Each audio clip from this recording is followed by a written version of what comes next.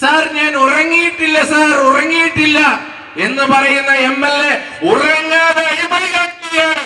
ഈ കോന്നി നിയോജക മണ്ഡലത്തെ കുറിച്ച് ഞങ്ങളെല്ലാം പുറമേ നിന്ന് വീക്ഷിക്കുമ്പോൾ ഈ നിയോജക മണ്ഡലം എന്ന് പറഞ്ഞാൽ ശ്രീ അടൂർ പ്രകാശിന്റെ വികസനത്തിന്റെ കയ്യൊപ്പ് ചാർത്തിയ നിയോജക മണ്ഡലമാണ് എന്നാണ് ഞങ്ങൾ പറയാറുള്ളത്.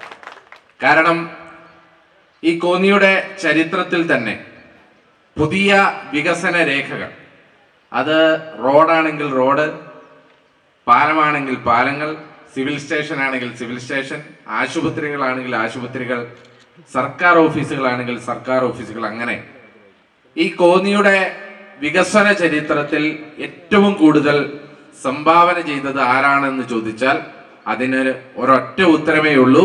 ആ ഉത്തരം ശ്രീ അടൂർ പ്രകാശ് ആണ് എന്നുള്ളതാണ് ഞങ്ങൾ പുറമേ നിന്നൊക്കെ നോക്കുമ്പോൾ പറയാറുള്ളത്. പക്ഷേ കഴിഞ്ഞ കുറച്ചു കാലങ്ങളായി കോന്നി നിയോജക മണ്ഡലത്തിലൂടെ കടന്നു വരുമ്പോൾ പരാതികളും പരിഭവങ്ങളും മാത്രമാണ് കേൾക്കാനുള്ളത്. ഇപ്പോ ശ്രീ അടൂർ പ്രകാശ് കൊണ്ടുവന്ന കോന്നി മെഡിക്കൽ കോളേജിന്റെ അവസ്ഥ, ആ മെഡിക്കൽ കോളേജിന്റെ അവസ്ഥ എന്താണ്? അവിടെ ഒരാളെ ചികിത്സയ്ക്ക് വേണ്ടി കൊണ്ടുവന്ന് ചെന്നാൽ അവർ ആദ്യം പറയുന്നത് പത്തനംതിട്ട താലൂക്ക് ആശുപത്രിയിലേക്ക് പൊക്കോളാനാണ്.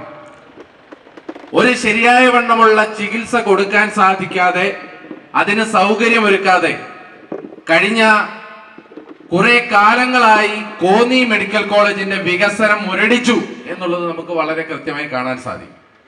എന്താണ് അപ്പോൾ ഈ MLA ചെയ്തത് എന്നുള്ളതാണ് നമ്മുടെ ചോദ്യം. കോന്നി മെഡിക്കൽ കോളേജിൽ ഒരു അപകടം നടന്നാൽ, അപ്പൊ ആ മെഡിക്കൽ കോളേജിൽ ഒരു സ്റ്റാഫിന് ഒരു അപകടം നടന്നപ്പോ അത് ചികിത്സിക്കാൻ വേണ്ടി കോട്ടയം മെഡിക്കൽ കോളേജിൽ പോകേണ്ടി വന്നു എന്ന് പറഞ്ഞാൽ ഒന്ന് ആലോചിക്കൂ. അപ്പൊ ഈ മെഡിക്കൽ കോളേജ് എന്ന് പറഞ്ഞാൽ അത് വെറും മെഡിക്കൽ കോളേജ് ആക്കി മാറ്റി എന്നുള്ളതാണ് CPM-ന്റെ ഭരണത്തിൽ സംഭവിച്ചത്. നിർഭാഗ്യവശാൽ ഈ കേരളത്തിന്റെ ആരോഗ്യ വകുപ്പ് മന്ത്രി അത് നിങ്ങളുടെ ജില്ലയിൽ നിന്നായിപ്പോയി. ഞങ്ങള് പത്തനംതിട്ടയെ കുറിച്ചും ആറന്മുളയെ കുറിച്ചും ഒക്കെ എപ്പോഴും നാട്ടുകാർ ചീത്ത പറയുന്നത് എപ്പോഴാ? ഈ വീണ ജോർജിന്റെ മുഖം ഓർമ്മ വരുമ്പോഴാ. ഒന്ന് ആലോചിക്കുക, കേരളത്തിന്റെ ആരോഗ്യ അവസ്ഥ എന്ന് പറഞ്ഞാൽ അത് ഏറ്റവും ശോഷിച്ചിരിക്കുന്നു എന്നുള്ളതാണ് മനസ്സിലാക്കുന്നത്. അതിന്റെ ഏറ്റവും വലിയ ഉദാഹരണമാണ് കോന്നി മെഡിക്കൽ കോളേജിന്റെ അവസ്ഥ. ഇനി അത് മാത്രമല്ല, ഇവിടെ ശ്രീ അടൂർ പ്രകാശ് MLA ആയി മന്ത്രിയായി അദ്ദേഹം ഉണ്ടായിരുന്നപ്പോൾ എത്ര KSRTC ബസ് ഉണ്ടായിരുന്നു? ഇവിടെ 3 KSRTC സർവീസുകൾ ഈ തണ്ണിത്തോട് മേഖലയിൽ തന്നെ ഇല്ലായിരുന്നോ? ഇന്ന് എത്ര KSRTC ബസ് ഉണ്ട്? ഒന്നുമില്ല. അതിന്റെ കാരണം എന്താണ്? ഇവിടെ ഗതാഗത വകുപ്പ് വലിയ വികസനങ്ങൾ ചെയ്യുന്നു, കേരളത്തിൽ KSRTC പുത്തൻ അധ്യായങ്ങൾ കുറിക്കുന്നു എന്നൊക്കെ പറഞ്ഞ് നമ്മുടെ സിനിമാ നടനായിട്ടുള്ള ഗതാഗത വകുപ്പ് മന്ത്രി എന്നും വന്ന് സിനിമാ ഡയലോഗുകൾ ഇറക്കാറുണ്ടല്ലോ.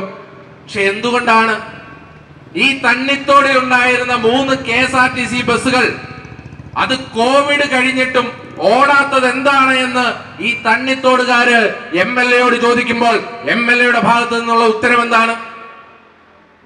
നമുക്കറിയാം, ചില സ്വകാര്യ ബസ് ലോബിയെ സഹായിക്കുന്നതിന് വേണ്ടി, ആ സ്വകാര്യ ബസ് ലോബിക്ക് കാശുണ്ടാക്കുന്നതിന് വേണ്ടി KSRTC ബസ്സുകൾ മനഃപൂർവ്വം ഈ തണ്ണിത്തോടിലേക്ക് കടത്തിവിടാത്തതിന്റെ കാരണം ഈ MLA ആണ് എന്നുള്ളത് വളരെ വ്യക്തമായിട്ട് അറിയാം.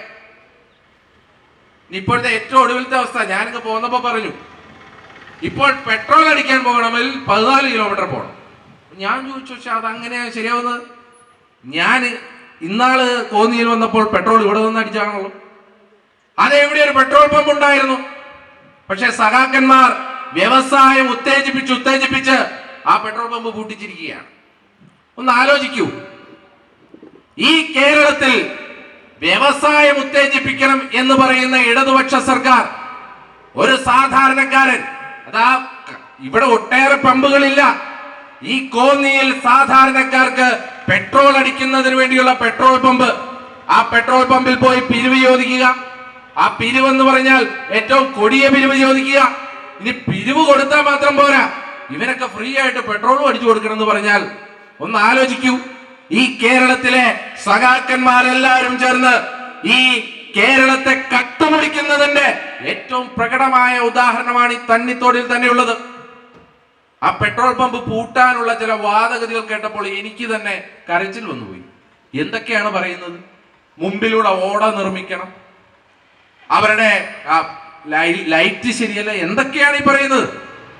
ഇതിനൊക്കെ നേതൃത്വം കൊടുക്കുന്നത് സാർ ഞാൻ ഉറങ്ങിയിട്ടില്ല, സാർ ഉറങ്ങിയിട്ടില്ല എന്ന് പറയുന്ന MLA ഉറങ്ങാതെ അഴിമതി കാട്ടുകയാണ് എന്ന് ഈ തന്നിത്തോടുകാർക്ക് നിസ്സംശയം പറയാൻ സാധിക്കും. ഉറങ്ങാതെ അഴിമതിയാണ്. ഈ കോന്നിയുടെ വികസനത്തെ ഉറക്കിക്കെടുത്തിക്കൊണ്ട് MLA ഉറങ്ങാതെ അഴിമതി നടത്തുകയാണ് എന്നുള്ളത് ഈ കോന്നിയുടെ കാര്യത്തിൽ വളരെ വ്യക്തമാണ്. കേരളത്തിലെ അവസ്ഥ ഞാൻ പിന്നെ കൂടുതൽ പറയുന്നില്ല. ഇവിടെ ഒരാളെ വനമുദ്യോഗസ്ഥർ തല്ലിക്കൊല്ലുന്ന സ്ഥിതിവിശേഷം ഉണ്ടായി. ഒരു മാസം നാട്ടുകാരും കോൺഗ്രസും സമരം നടത്തി. മത്തായി എന്ന പേരുള്ള വ്യക്തി ഒരു മാസം നമ്മൾ സമരം നടത്തി.